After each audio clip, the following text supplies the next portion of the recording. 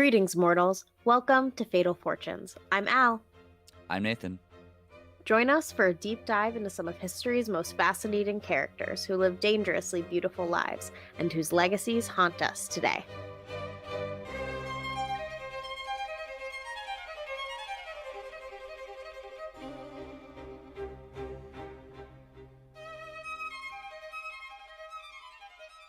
Nathan, how are Yeah. you? How was your summer?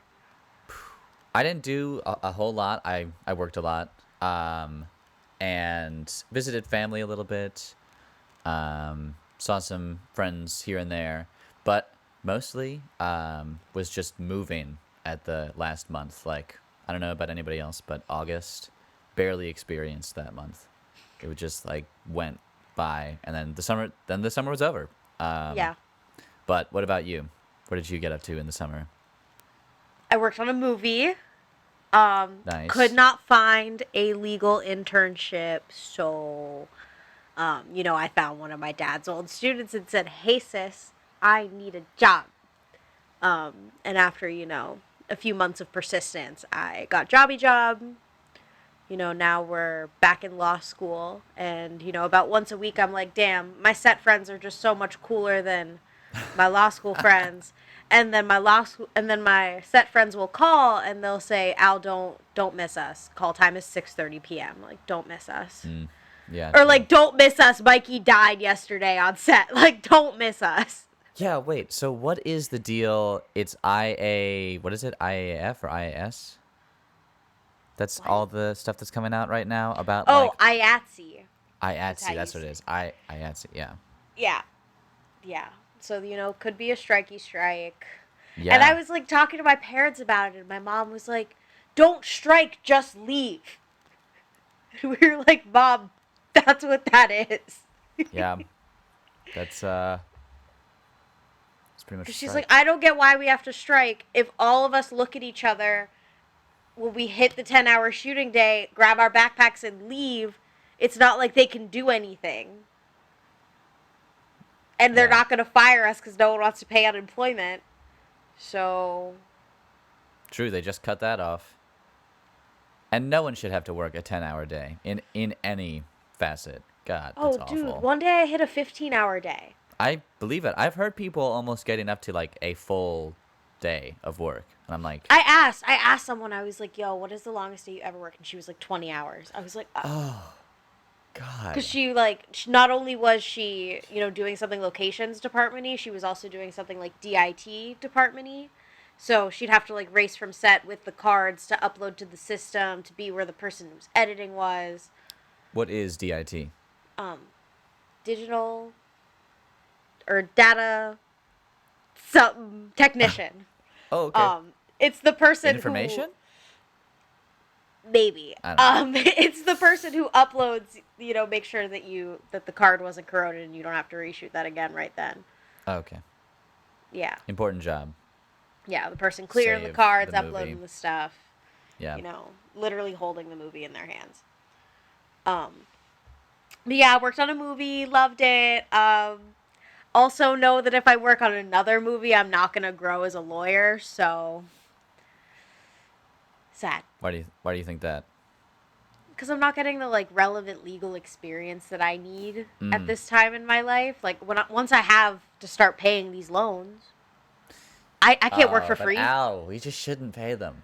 We just shouldn't pay Stop. them at all. Come on, just But Joe Biden lied to us. He literally yeah. said, Well, "I will duh. forgive the loans," and then he said, "Okay, I'll only forgive like 10K of the loans," and then now it's not in the plan. It's 0K. Yeah, It's now he's forgiving none ridiculous. of it.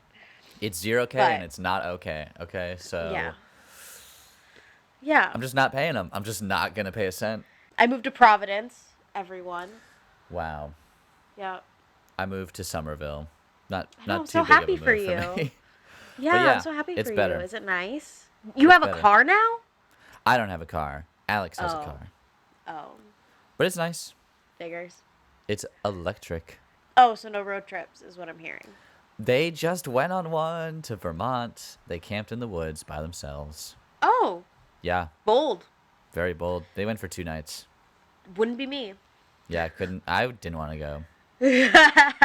They were like, I don't mind that.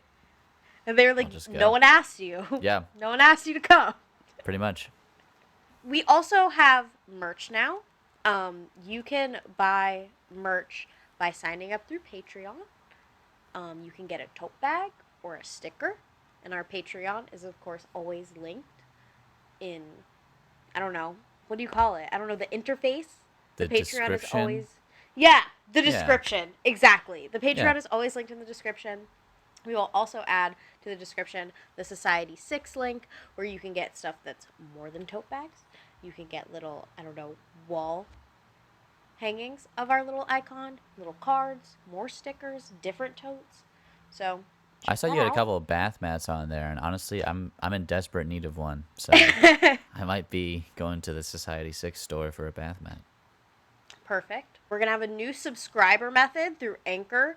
They're letting you do this thing where you can set up monthly subscribers to get exclusive content. So we'll take the content that's already up on Patreon exclusively and put that on Anchor as well. And it's just going to be like a separate Spotify feed for subscribers only. And I think that's going to be really fun. And I hope you guys sign up. It's the first episode of season 2, and we are picking up basically right where we left off with Mary Shelley. Nathan, do you want to tell the people what was going on in 1797? So what was going on in the world was that Albany got changed to New York's capital. I've never been. The modern Me either. Italian flag is introduced. Also, probably a big move for New Yorkers. Even crazier, top hats are invented. Now, that's bold. That's bold of them to make that in 1797. The U.S. refused to accept the first petition from an African American, the first of many petitions. Trinidad is colonized. New Hampshire, local Nathaniel Briggs invents a washing machine. Nice. Napoleon conquers France in the first coalition. Not so nice. Abolitionist Sojourner Truth is born, as is composer Franz Schubert. And, of course, the loss of Mary Wollstonecraft is around where the story begins. Yes, and you know, Mary was born in the Georgian period and came of age during the Regency, which of course we are all familiar with now that we've all watched Bridgerton. Everything could cause scandal, you know, your reputation could be ruined for nothing, and everyone knew their station in life, your station in life, and social climbing was a scandal in and of itself. So for Mary to have a parent like she had, it makes sense that she would, you know, fall into a similar crowd of literary celebrity. So Mary Shelley was born Mary Wollstonecraft Goodwin on August 30th, 1797 in London to writers William Godwin and Mary Wollstonecraft. Her mother lived only 11 days before William became a single father to Mary and her half-sister Fanny Ilme from a previous relationship of her mom's. William spends the next year, you know, compiling his late wife's memoirs, and when he publishes it in 1798, it causes the scandal and reveals her adventures and illegitimate daughter. Just as her future husband would be, Mary's father was in a whole lot of debt, and it wasn't long until he began to look for a second wife who could both raise his children and bring some money into the home. In 1801, he married Mary Jane Clairmont, and she brought into the family Charles and Claire. She had never been married before, just like the first Mary, and Claire was less than a year younger than Mary, and she's, you know, really spicy in her own right. She eventually gives birth to one of Lord Byron's kids, Allegra, and she comes up, you know, later in the story a whole bunch. William and Mary Jane's marriage is, you know, another shotgun wedding, just like to our heroine's mother, and they have a son in 1802, but he dies in infancy. That doesn't stop these two, and they have another son named William Godwin the Younger, who also does some writing in 1803. The marriage was generally successful, but neither Godwin's friends or daughter embraced the new mistress of the house, and this is because, you know, Mary Jane would often beat Mary for taking part in adult conversations, and because Mary Jane would play favorites among her own children over Fanny and Mary.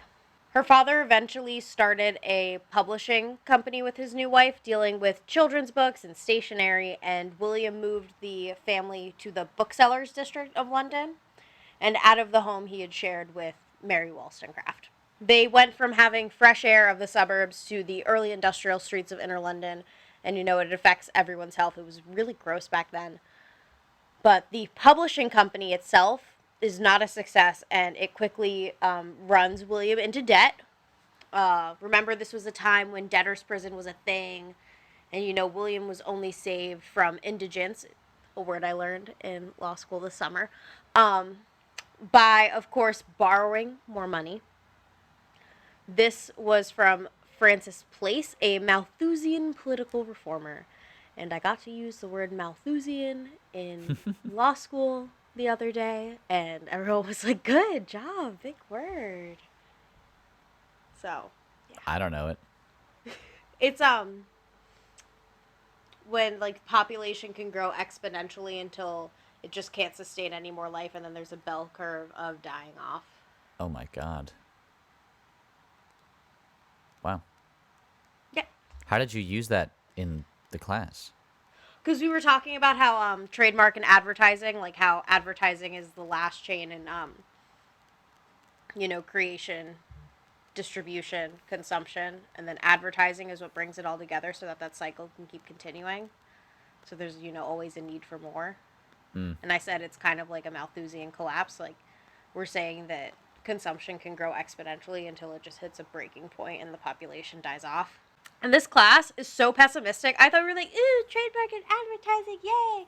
Watching Mad Men, yay! No, it's not like that at all. We watch stuff about depressing climate change every day.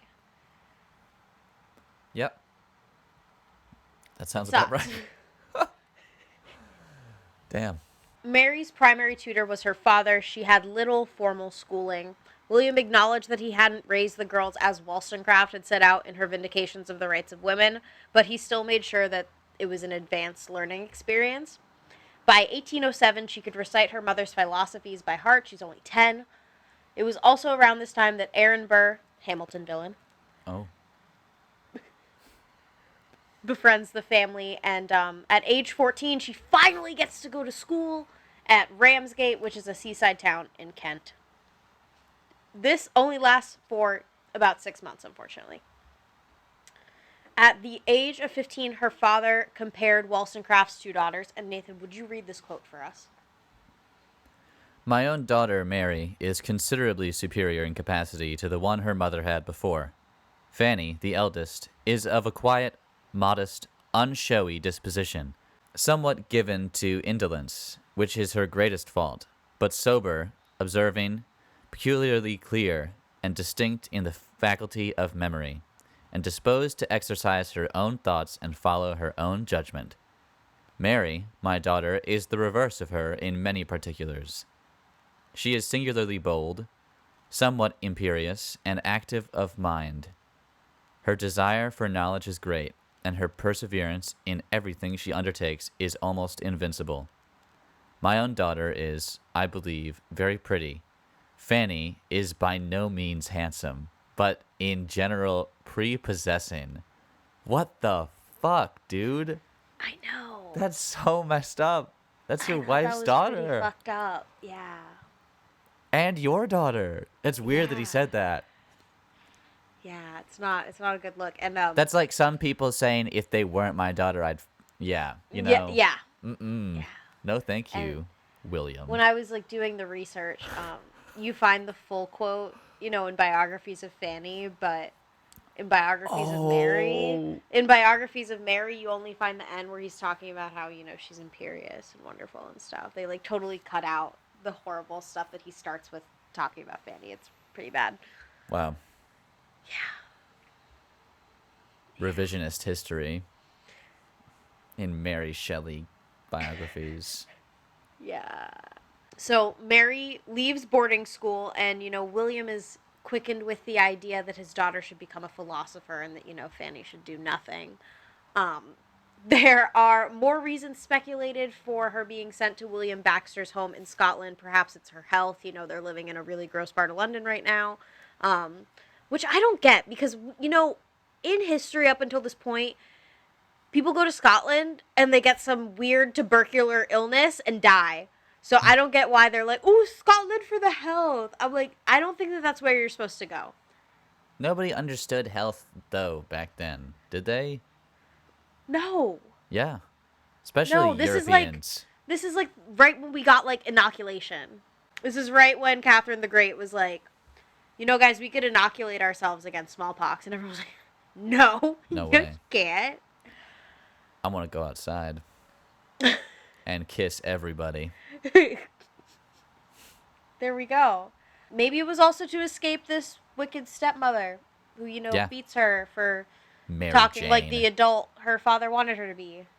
What does that even mean, talking like an adult? Like, what is she talking about that's adult? I don't know. Maybe Aaron Burr's at the dinner table. They're talking about philosophy. She butts in, gets her ass smacked. She's like, I really don't think you should have shot that guy. That's probably the endless debate. Like maybe you shouldn't be in exile here. And this is the time where it gets even more juicy. I think it's been pretty juicy thus far, but Oh, yeah. Percy Shelley enters the frame. While Mary is away in Scotland, Percy begins writing to Godwin. He's flattering him on his work political justice. Fanny's still at home. Percy asks if the 18-year-old would come and live with him. Percy by now is 20 and already has, quite the reputation surrounding him. In 1811, he eloped with Harriet Westbrook in Edinburgh, and she is the 16-year-old student who also goes to the same boarding school as his sisters, and this got him financially cut off from his family. So Godwin obviously says, no, my 18-year-old daughter cannot come live with you. And it really seems like Fanny is the first object of Percy's pursuit and affection. And they may have actually been in love, but she was sent to Wales, and we will never know what could have been. I think Fanny could honestly have been her own fatal fortune in herself, but Yeah. Fanny's Fortune. yeah. Oh, Let's do Fanny's it. Fortune mini-sode. Mini episode. Could do it. Now it's time for our main Mary to meet Percy. So, who is Percy? He's a radical poet philosopher at the time, and he first meets Mary when she is stopped in Scotland at the Baxters around 1814. Percy was only radical then because he didn't really agree with his aristocratic parents, with that marriage and all. It earned him some alienation, all because he wanted to sink all of that money into programs to help the disadvantaged. So that was what his radical political views were. Nevertheless, he was estranged from his wife at the time, so he and Mary began to secretly meet by her mother's grave, by Mary Wollstonecraft's grave. Gross. And it's really gross, yeah. They fell in love there. Apparently, the story is that like they told each other that they loved each other at the grave. And despite this 5-year age gap he has over her, they, on June 26th, which is my parents' anniversary, which is also weird, Oh, wow. but yeah, good day, I guess. In 1814, they secretly elope and leave for France with Mary's stepsister, Claire, which is going to bring some problems later. This elopement is made a little more strange when you figure in Mary's father, William Godwin. Percy had been seeing him as his political mentor very often. And when he told William about his intentions, he was told no. But he did it anyway. So that's he's disappointing all parents on all sides because they elope pretty much right after he's told no. Not before Percy solidifies a loan of £3,000, which he leaves most of for William and his now pregnant wife Harriet, which some are led to believe that maybe Godwin was in on this elopement secretly and sold his daughters, but I was not able to find any more on that, although men doing abhorrent shit seems like possible. I just did the mathy math, Yeah. and 3,000 pounds in 1815 is worth $275,000 today. Wow. That Insane ain't of small. money. Wow. It's a quarter of a mil right there. Jesus Christ. Whew. Well, with this elopement, the trio went on their honeymoon tour across war-torn Europe. Godwin calls Fanny home from Wales to help deal with this situation. Mary Jane wrote off Fanny at this time. Quote, emotion was deep when she heard of the sad fate of the two girls. She cannot get over it, unquote. This tension also causes William Jr. to run away from home, and all the families involved are dragged through the press. So, wicked stepmama Jane, she goes over to meet up with the trio in Calais. And if anyone has forgotten, Calais is, the last stronghold of the English in France that, Mary the First loses back in them ye old 1500s. And they say that they have no intentions of returning to England. Cough, cough, short lived. They continue to Paris and often travel by foot through France. It's still in the grips of the Napoleonic Wars. They reach Switzerland. Was neutral, is neutral, always going to be neutral Switzerland. And Shelley sends a message back to Harriet, wife number one, asking her to bring the money that he had left back in England. Harriet's still pregnant and, probably pissed that her husband ran off with another teenager. Doesn't do that, clearly. And when they don't hear from her, they leave Luzerne and travel back across the continent through Germany and the Netherlands. And they arrive back in Kent on September 13th, 1814. Basically, a 3-month tantrum. 3-month wild honeymoon across the Napoleonic Wars. With your stepsister. Yeah. There's a lot of rumors that Percy and Claire did some not so great stuff together. Yes, I went into it a little bit Okay. later. And Great. when we talk about Italy. Good fucking monster. Speaking of monsters. Great segue. Speaking Thank of you. monsters. Speaking of monsters, perhaps the most iconic monster of all time is the one that our main Mary Shelley, created on one fateful night in the summer of 1816. It's a writers' competition orchestrated by the host of this mansion that they're in, Lord Byron, and it includes him, Mary Shelley, Percy, and Lord Byron's physician, John Polidori. But John Polidori also, I think, wrote like some Dracula book after this little writers organization. Moment. It was a moment. They all take their shot at the best ghost story they can come up with. And by a long shot, the winner is Mary, who ended up writing Frankenstein, or some know it as the modern Prometheus. Truly, it was Mary who ended up being Prometheus, giving birth to this whole new genre of science fiction writing and bringing with it a great success in a story that is still referenced to this day. The context of when this was written is really fascinating, especially because it was during the year without a summer. And that's because there was an eruption of a volcano, Mount Tambora, which caused a very nasty volcanic winter, like all across the UK. So not too great for them. And this book was also written weeks after the suicide of her half-sister, Fanny. So yeah, another possible mini episode we could do on the fatal fortune of Fanny. And of course, although her husband is encouraging her writing and expanding this idea into a full novel, he did have an affair with her stepsister, Claire.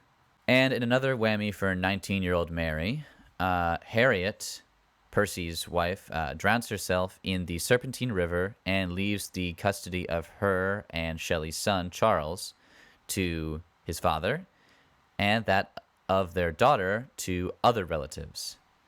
These tragedies do nevertheless clear the way for Mary and Percy's marriage to be fully legalized. And I didn't include this in the write up, but at one point the court actually takes custody of the kids from Percy. Wow. So they know this is a big society thing. Yeah. Poor kids having to go through all this. Yeah, and I looked it up. I think he had, 7 children in total, and only 2 of them lived to adulthood. Yeah. Wow. Of course, Mary is no stranger to death, and this story is all about death.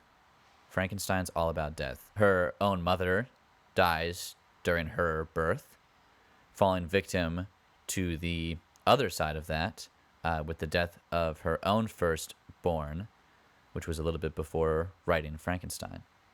And while writing this book, her secondborn, William, was not long for this world. He was very young and did not live much longer than that. Yeah, as we mentioned, not many of them lived to adulthood. If anyone wanted to bring back the dead, I'd say it had to have been Mary Shelley, and she wrote a thrilling story inspired by it, by grief and the loss that she had experienced. Now, of course, there are many different versions of Frankenstein, some editions where Percy takes far too many liberties with his descriptors, and the first one published doesn't even credit Mary. It's attributed to an anonymous writer. I hate that. Yeah, I mean, figures, but she finally completes her writing in May of 1816, so the next year, and it eventually gets published in the following year, January 1st of 1818. And yeah, this was the anonymous version with a preface written for Mary by Percy, but dedicated to William Godwin. So Mary's not even really, her name is not on this first copy. But 13 years later, in 1831, she gets hold of the story again and makes heavy revisions. And that is the version that is most widely read today. Maybe I'm not a fan of the Romantic period of writing, but all of the descriptors, just like so many that I mentioned before, sometimes are attributed to Percy. And that's what I'll believe, because those were the parts that I did not really enjoy. Because it's like, come on, get on with the story. It's really interesting. It's a really interesting style of literature at the time, too. A lot of the book is broken up into letters, and it's told from multiple perspectives. So the switching of the perspectives is, I think, really ahead of its time.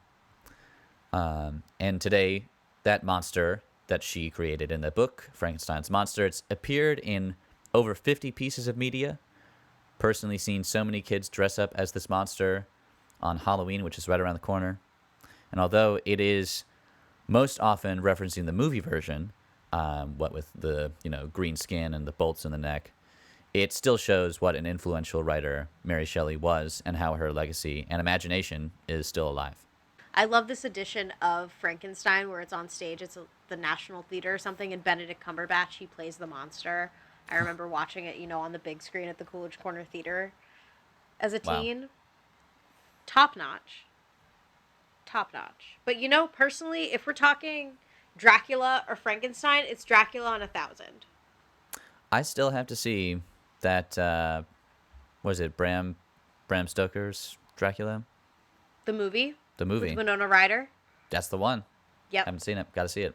I just want to say, everyone, I really recommend listening to audiobooks. I think audiobooks are just, a wonderful way to read nowadays. How ironic is that? But if you get the most popular edition of Dracula, it has Alan Rickman in it, which is amazing. R.I.P. in pieces. Wow. Yeah. But the woman who does Lucy Westerbrook's voice, literally, I turn it off every time. Every time I get to chapter 4 and it's her chapter, I have to turn it off. It's like a cheese grater or like fingernails on a chalkboard. It's horrible. Yeah, wait. Cheese grater is good. You get cheese out of that. But yeah, fingernails on a chalkboard is bad. I don't know how this story could get any spicier. It keeps getting spicier. A mother dies. You lose your baby. You lose your sister. Your husband's baby mama and other wife dies. I don't know how it could get crazier from here, but it does.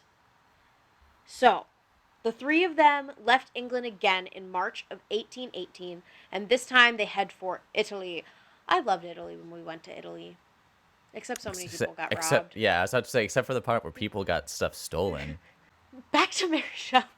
These three are at it, and with them in tow is Claire's daughter Allegra by Lord Byron, who we mentioned way earlier. And Allegra could be a little mini Fatal Fortune. Lord Byron, he could be, his own big Fatal Fortune. But if we keep doing the Regency, suddenly it's a Regency podcast, and that's not what I came here to do. No way.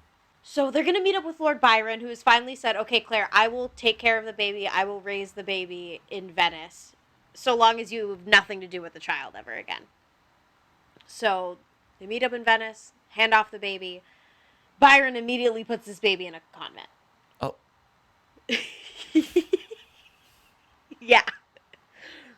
That's his way of dispatching with the situation.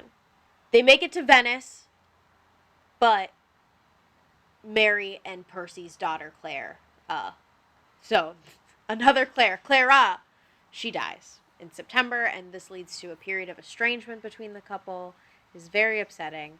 They end up moving to Naples to, try and shake some of that off. Something really weird about this time is that Mary and Percy are registered as parents of a baby girl born December 27th, 1818, but no one really knows how or why this happens. It could have been for a few reasons. First, it could have been because they wanted to adopt a child to fill the void that had been left by Clara. And, maybe this was actually Claire's baby by Percy, but for some reason they registered as Mary's baby. This also could have been, just a random baby left on the doorstep in the middle of the night.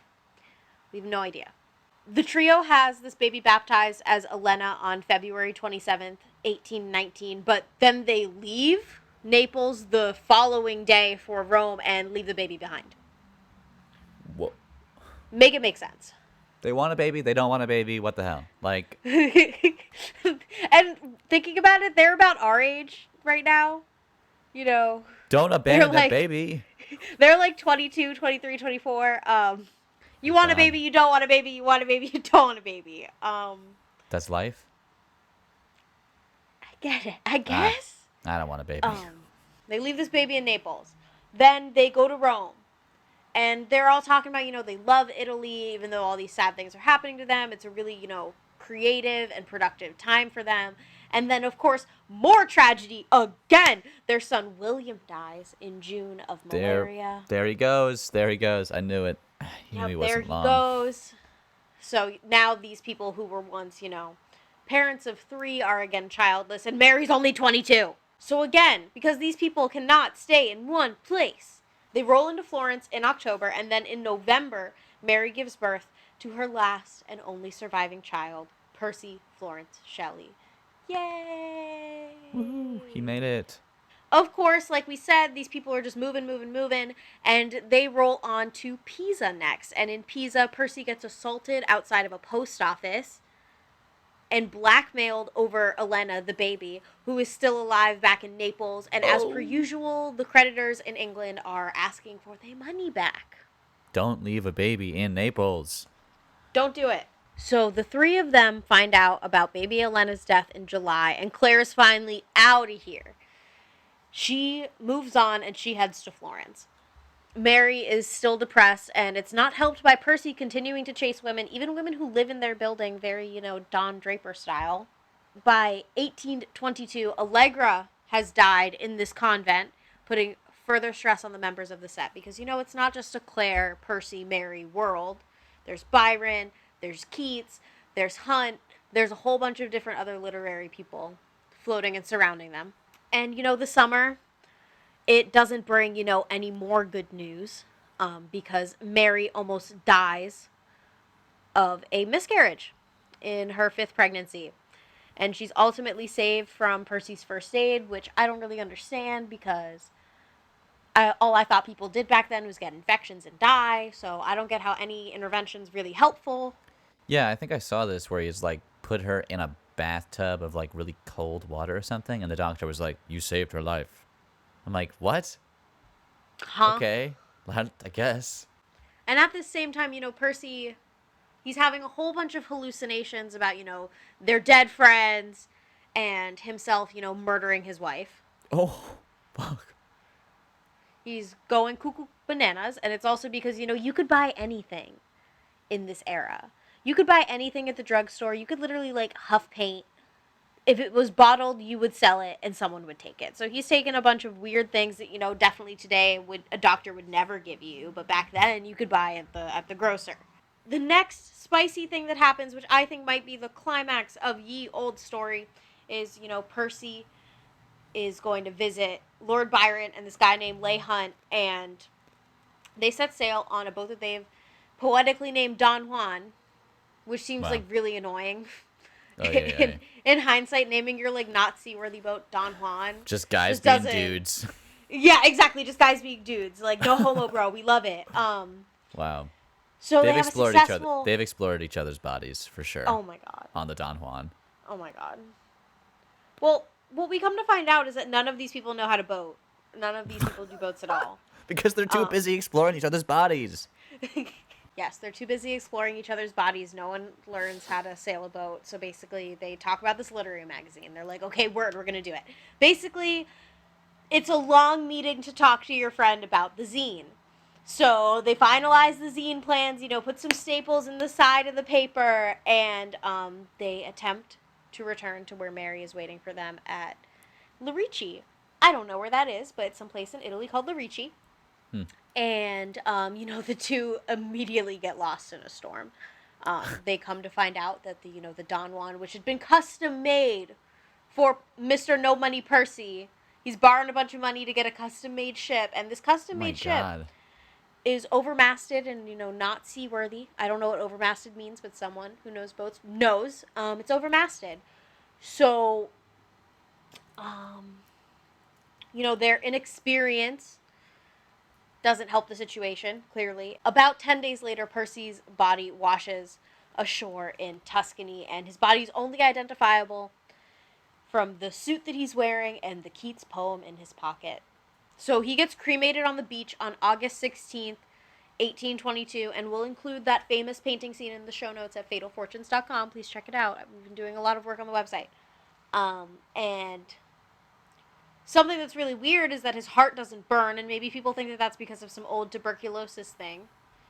And they end up taking the heart out of the fire, they preserve it in wine, and then Leigh just walks away with it. And he doesn't pass it off to Mary. It's a whole big thing. And the heart today is either at Christ Church Priory in Dorset or in St. Peter's Church at Bournemouth. I don't know why this is like, the shroud of Jesus Christ, and we don't really know where it is. Yeah. Or who has it. Like, the Ark of the Covenant. It's not like this should be like, Percy's you secret might have heart. it, or you might have it. Like, who has it? And what I think was an amazing piece of journalism is that the Courier printed, Shelley, the writer of some infidel poetry, has been drowned. Now he knows whether there is God or no. Oh. Boom, roasted. Oh. Roasted. Whoa. After Percy's death, Mary lived with, is it Leigh or Lee? I hate the answer to be I don't care. All right. Well, I'm going to say it different because I think it'll be funny. After Percy's death, Mary lived with Leigh Hunt and his family for a year in Genoa, but her financial situation was somewhat dire. She then moved in 1823 to live with her father and stepmother in Strand. This was a short-lived arrangement, as Percy's father ended up giving Mary an allowance to help her move into her own place. That's nice. Thanks. However, the relationship between Timothy Shelley and Mary wasn't the best, since he was vying for complete guardianship over her son, Percy Florence, which she obviously was not too keen on, and instead she was able to get that allowance, but notably, Timothy never talked to her in person about this and only dealt with matters through lawyers.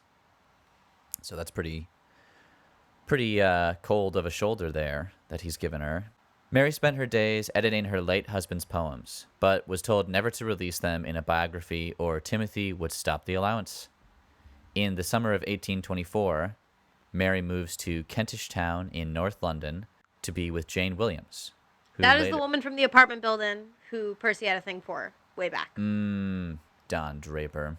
she does say some awful thing about how Percy preferred her, so she's a real jerk too. Jane Williams. Throughout all of this, though, Mary is still trying to honor her husband by writing a novel called The Last Man. So Percy was not the last man, though, as American actor John Howard Payne fell for Mary when he had visited London in 1826 and ended up asking Mary to marry him, which she refused. And then from 1827 to 1840, Mary was busy writing novels like The Fortunes of Perkin Warbeck, Faulkner, spelled Well, that sounds good. I'd differently read from the that. author, but yeah, The Fortunes does sound nice. And a book called L'Adore. She also wrote in ladies' magazines, all the while still supporting her father, William Godwin. They would look out for publishers for each other, which was, I think, pretty sweet. Unfortunately, though, he died in 1836 at the age of 80. Damn. So yeah, he made it pretty long. Mary continued to help lift up women around her as her mother taught her. She notably gave financial aid to Mary Diana Dodds, who was a single mother who was deemed illegitimate herself and also thought to be a lesbian. Mary helped her and her lover, Isabel Robinson, embark on a life together in France. And another woman helped by Mary was Georgina Paul, a woman who was disallowed from her husband for the crime of adultery. Mary wrote about Georgiana, quote, "I do not make a boast. I do not say aloud, 'Behold my generosity and greatness of mind.' For in truth it is simple justice I perform, and so I am still reviled for being worldly." Unquote. Mary continued to use caution with romantic interests, as her main priority was Percy Florence's well-being. Nevertheless, this didn't stop flirting between her and another writer, Prosper Mermillet. Hate these names. Yeah, Prosper. Mary was also flirting with this friend of hers, Edward Trelawney, about maybe one day marrying. This proposed arrangement didn't last long, though, as they both had differing opinions on how her late husband should be honored through his writing. Percy Florence is noted to not share either of his parents' interests in writing, and is supposed Whoa. to have dabbled in politics and law instead. So I guess there is some writing in there, but not the kind they were doing. No. And after his completion of university in 1841, he went home to be with his mother. Mary's final years were quite difficult. On top of the health issues she was having, she was also still raising a child, and all the while blackmailed by multiple men over a lot of letters that she had written. One was to an Italian political exile, Gatteschi. Say it with the accent. Gatteschi. All right. He's threatening to Sorry. release Oh, letters that's so sent to funny. him from Mary. Mamma mia. That's a spicy meatball. They were eventually bought off and destroyed. Yet another instance of blackmail with letters addressed from Mary, this time, to someone who called themselves G. Byron, who claimed to be a legitimate child of the one and only Lord Byron. So there's some blackmail between that guy and Mary, and finally there's a man named Thomas Medwin, who's Percy's cousin, who had claimed to have a very damning biography on Percy. And he said he wouldn't publish it for £250, but Mary refused. I wonder how Unfortunately, much 250 pounds is. I mean, if 3,000 is like $250,000, that's got to be like thousands. I think it's like Still. $6,000. Right. It's Yeah. got to be. It's got to be still a lot of money. And these weren't Mary's only hardships in her final years. Physical ailments plagued her as well, having headaches and paralysis, which made it more difficult to read and write. In the end, she passed away at Chester Square, one of the homes she was staying in, at the age of 53 on February 1st, 1851. A doctor later hypothesized that she may have had a brain tumor, which would have been the cause of her death. Now here's where things get more uncomfy. Like they aren't. Like Yeah. they've been so uncomfy the whole time. It's going to get even worse. About Mary's burial. She'd been asked to be buried with her parents in St. Pancras, but Percy Jr. and Jane thought the appearance was, quote, dreadful. Oh my. They moved her to St. Peter's Church in Bournemouth near their new home, which was very convenient for them, I bet. In addition, after a year had passed since her death, Peter and Jane opened up her box desk and found some very interesting things inside. This included locks of her dead children's hair, a notebook shared with her husband Percy, a copy of his poem Adonai with one page folded over containing some of his ashes, and a piece of his heart, which is curious because we had earlier said that, who is it, Byron took the whole heart? No, it was Hunt. It was Hunt Lay. took the whole heart. Leigh. Lee Hunt. Well, she apparently, someone said that had a little piece of his heart, maybe trying to make a little Frank and Percy, but that never happened. And as I said, the creation of Frankenstein's monster was this historic event in her life, but it was far from the most disturbing thing she ever experienced. That was probably a good moment. That was actually a bright spot. I also want to note that there are a lot of rumors that during that whole writers thing, there was a lot of opium involved. So yeah, if that's the case, it probably was a very good time. She was like the original Kurt Cobain. Oh my God.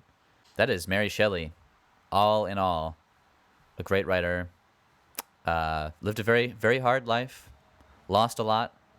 But very also gave a lot. Spicy life, though, for a woman yeah. in this time period, where the expectation was that you just, stayed in your stature and standing, you stayed at your country house, and then you had your bunch of babies until you died at 25 with, 7 kids.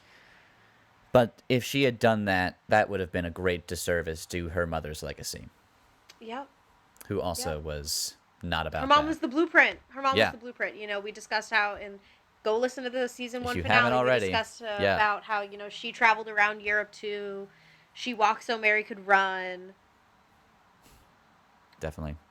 Yeah. Really illustrious, fun family. Who's given us a lot of other things to talk about. Thank you guys so much for listening to the season 2 premiere. Remember to check out our merch on Society 6 and on Patreon. Remember to check back in the middle of October for the subscriber system on Anchor. And that's it. And I think that we'll see you guys next time with, another crazy Fatal Fortune. We have a lot of fun stuff planned for season 2. On Tuesdays, we talk ghosts. See you next time.